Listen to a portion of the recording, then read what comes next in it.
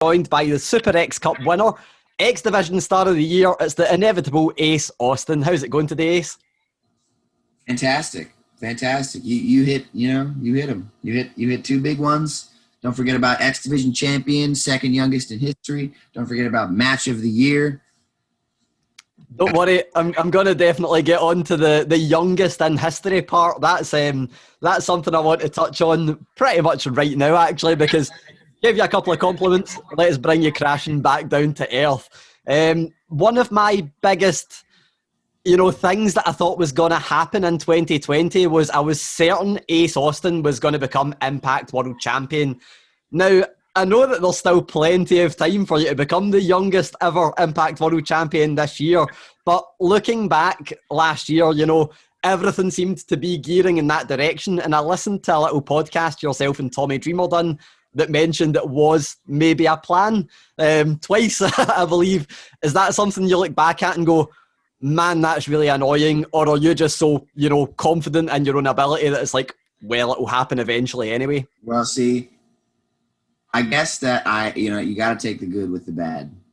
I have to say that it's like it feels like my biggest career failure so far, almost. But the inevitable was born out of that.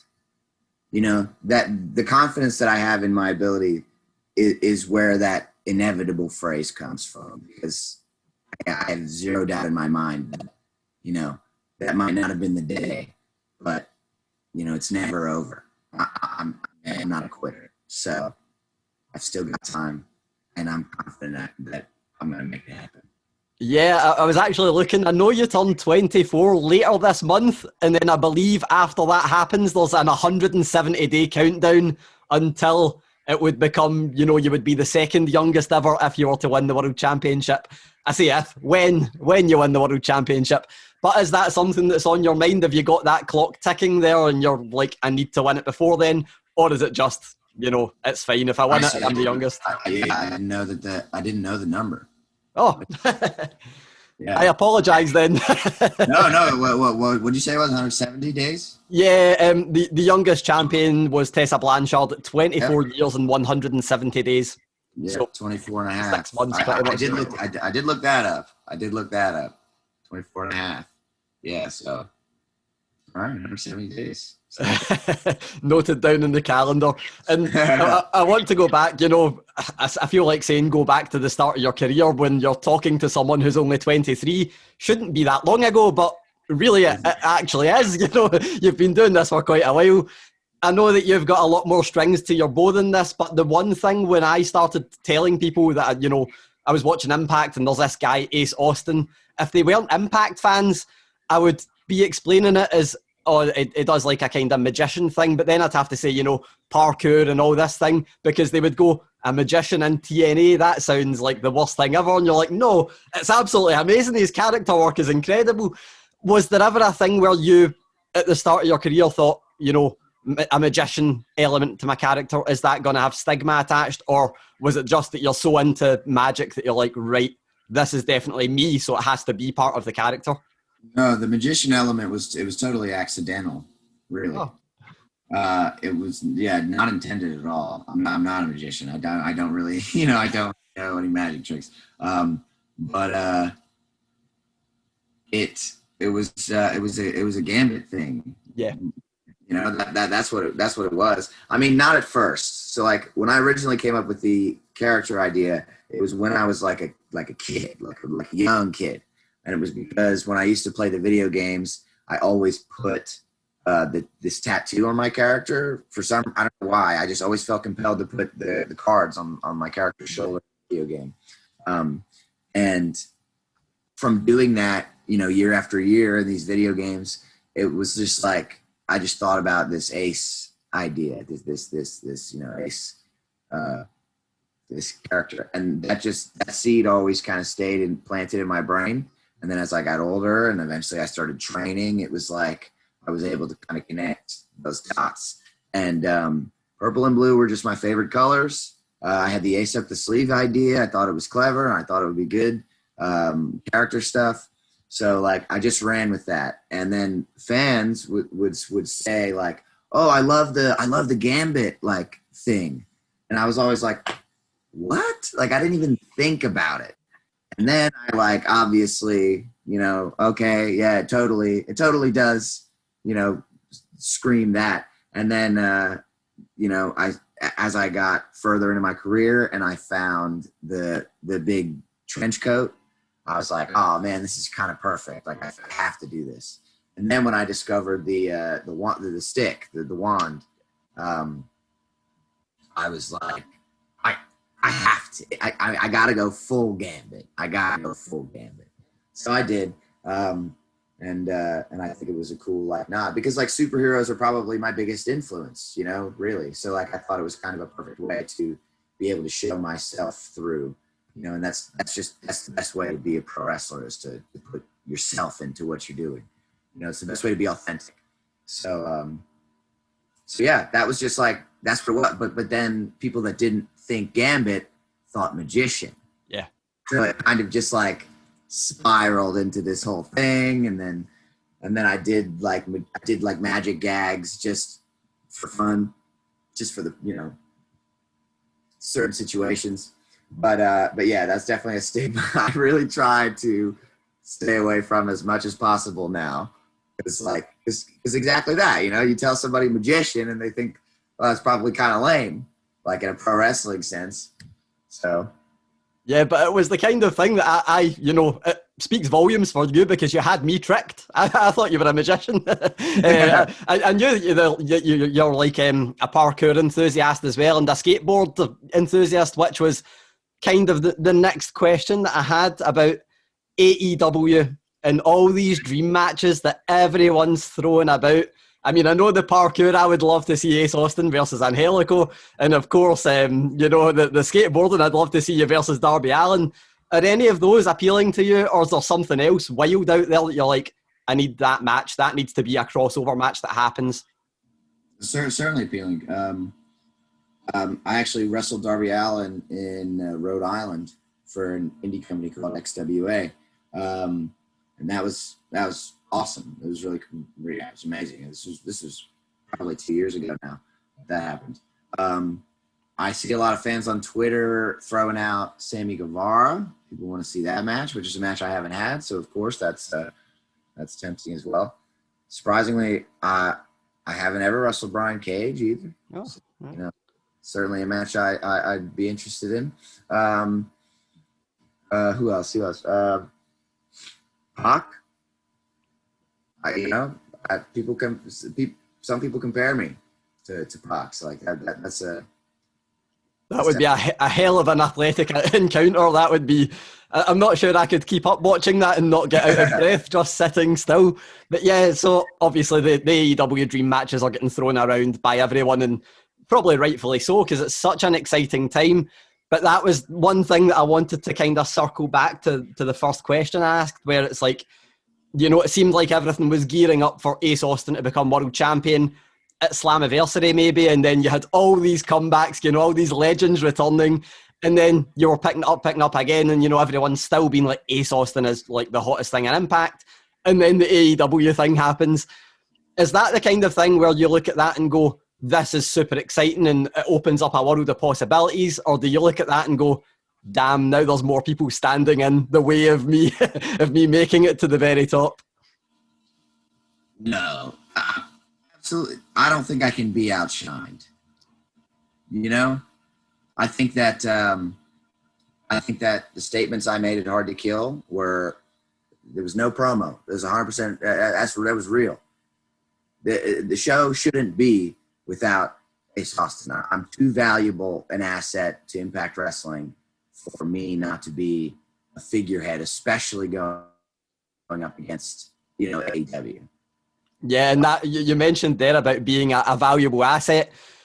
Kind of circling back, a man who has competed in WWE and in Impact and in AEW, you were given the trust of being the guy to be standing in the ring when Matt Cardona debuts in Impact Wrestling.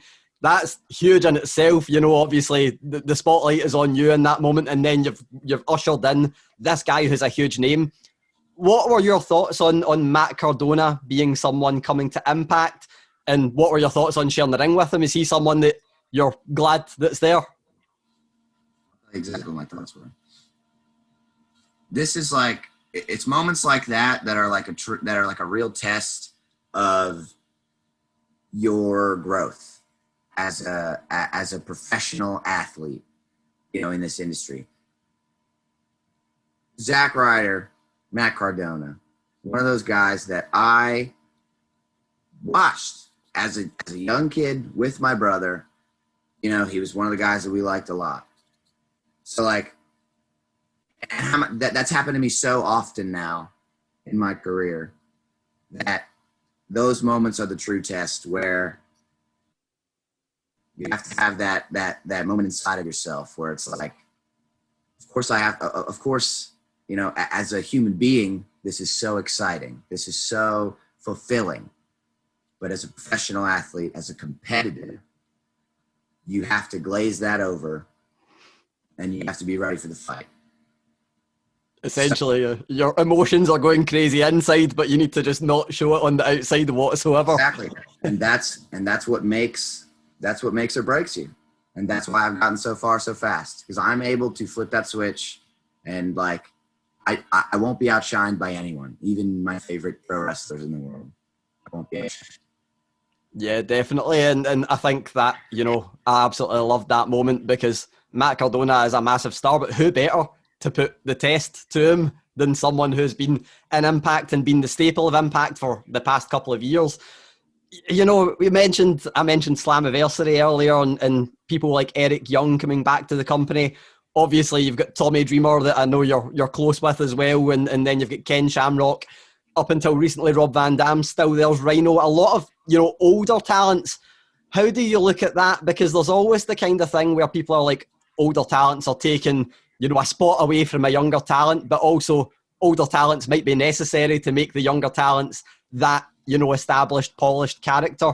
How do you look at the way Impact uses older talents and getting to share the locker room with them? I think Impact, one of the major reasons that I chose to start my career with Impact Wrestling was because I think they do a very good job with that blend. You know, I think that they use older talents that still go. You know, it's not just somebody that's taking up a spot. It's somebody that's, you know, another valuable asset, somebody that is adding something to this show. And working with them is amazing. Everybody at Impact has been just amazing to work with overall. It's not, you know, I don't feel like there's anybody that I'm just like, I'd be better if they weren't here, you know? But yeah, I think that's just the major thing, that like, can they still put on that show? Can they still bring that element to the show? And I think they all can. Most definitely. And one man who I would put more into the category that's, you know, alongside yourself, while I love seeing Ace Austin as the singles competitor, Madman Fulton, I think, you know, for my money, one of the best big men in wrestling today. He, when I spoke to him, kept mentioning Kane. And ever since, I don't know if you're going to love or hate this comparison, but all I can see with you two is Kane and X-Pac. How do you feel about that comparison? And is that something that's been brought up before? Or are you just like monster beside me? I definitely made that connection. I remember that's one of the things that I remember as a kid watching. It was the Kane and X-Pac thing. But that's something, and with just some of the old stuff I've been watching lately, like that's something that I totally thought of at some point. But I'm glad I'm glad that else brought that up. Yeah. No, I think that I'm fine with that. X-Pac was great, right? Yeah, definitely one of the most underrated in-ring workers, which is something you can definitely say about yourself as well. So that's not something that I think anyone would doubt. Couple of last questions, if that's okay. We mentioned, you know, the magician thing and how that actually wasn't a thing, but of course you are a skateboarder, and you know, you see the parkour elements, of course, in your technique anyway. Has there ever been that consideration to go, man, maybe a skateboard gimmick would be good? Or do you now look at like the likes of Darby Allin and go, oh, people are going to think that I'm trying to be Darby Allin, even though I've been skateboarding all my life? See, that's the thing. The reason I didn't do anything with the skateboard at the beginning, like the Ace was always the plan, but I totally wanted to add a skateboard element way back. But then I saw Rob Deerdeck. He teamed with Roddy Piper. Yeah. A match on Fantasy Factory or whatever. I can't remember the details, but I remember him dropping in and skateboarding to the ring and like going into the ring. It was awesome. And I was like, all right, I can never do it. When I saw that, I can't. Nope. Because I thought like, oh, people are just going to think of that. But like wrestling fans, I mean, they might not have, they probably wouldn't have, but I don't think I needed it. I think it was a better decision not to add that element to my character for sure. Yeah, most definitely. Less chance of injury would be. Oh yeah, for sure. But now especially, I wouldn't do it because Darby is so good with what he's doing. You know, that's just not. Yeah, definitely. Oh, you most definitely don't need it. I've got two final questions, very, very simple ones. You know, I've mentioned all these AEW talents that you could work with. Obviously, there's still quite a lot of talents in Impact that are very exciting prospects.